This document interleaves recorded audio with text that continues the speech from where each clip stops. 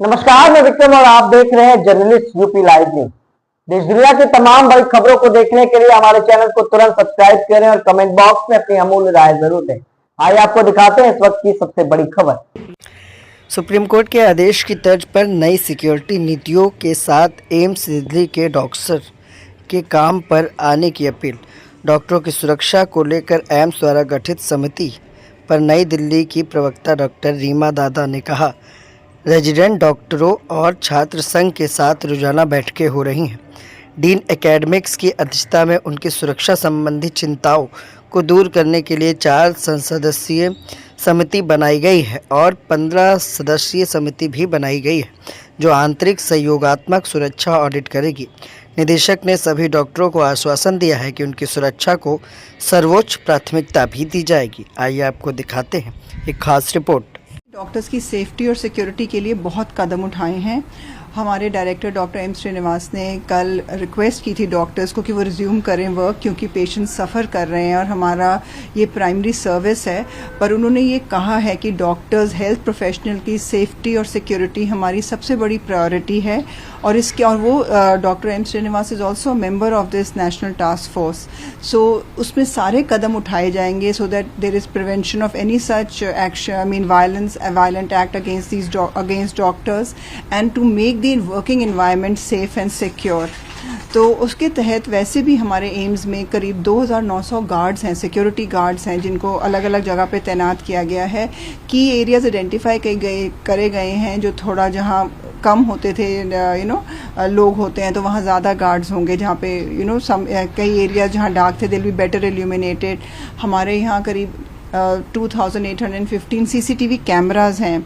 In addition to that अब AI enabled surveillance CCTV cameras लगाए गए हैं ऑन अ पायलट बेसिस। ये मदर एंड चाइल्ड ब्लॉक में लगाए गए हैं so that they can identify those people who are frequently entering and leaving the premises.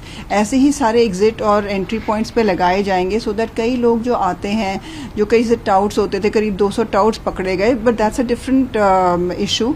But उसी तरह some people who are misusing certain services here और एंटरिंग frequently unauthorized personal इससे detect हो जाएंगे। डेली मीटिंग्स होल्ड कर रहे हैं with the resident doctors, students union, SYS के साथ, एंड कई कमिटीज फॉर्म कर रही हैं। इमीडिएटली इनके जो सेफ्टी कंसर्न्स को एड्रेस करने के लिए एक 4 मेंबर की कमेटी बनाई है सर ने, again under the chairmanship of dean academics.